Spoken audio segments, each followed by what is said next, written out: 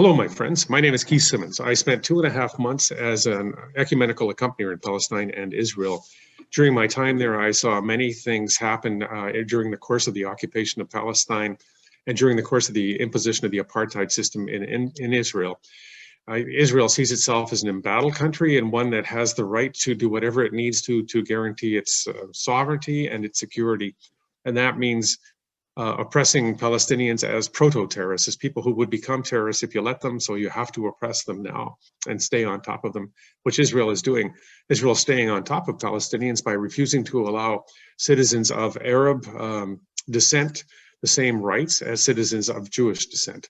Israel is ensuring that citizens of Arab descent don't learn about their own history, don't learn about their own poets, don't have the ability to own property in certain cities, don't have the ability to hold down jobs in certain parts of the infrastructure. And as far as Palestinians go, those who are under occupation in Gaza and the West Bank are not allowed freedom of movement, are not allowed to build homes in much of the territory without permission, aren't allowed to build schools without permission. If they do those things, they're torn down, they're exploded or ripped apart by heavy equipment. They're not allowed to protest. If they protest on social media, they are picked up and arrested and charged with terrorism. If they protest by throwing rocks at Israeli soldiers who are fully armed and combat ready and are tear gassing their demonstrations against the occupation, then they are arrested and imprisoned. The Israeli military arrests and imprisons Palestinian children frequently and sometimes doesn't bother with arresting, just shoots them.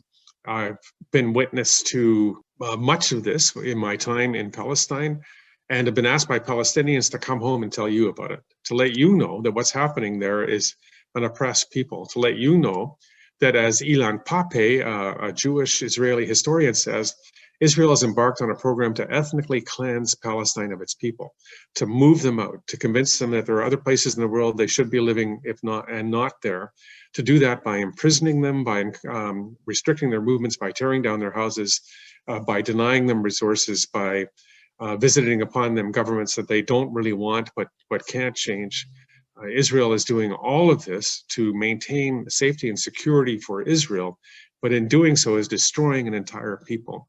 There is another route, there's another way. There are many Jewish organizations in Israel and outside of it working for peace, working for peaceful coexistence, many Palestinians as well.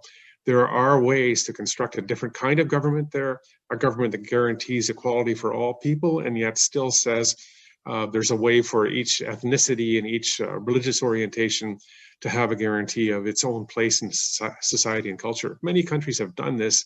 Israel and Palestine can do this, but they will only do it if Israel doesn't get the support to be the armed presence that it currently is. We are part of that support. It's up to us to let our government know that this has to stop. No more Palestinian children need to be killed in the name of peace and security for Israel. There are other ways forward.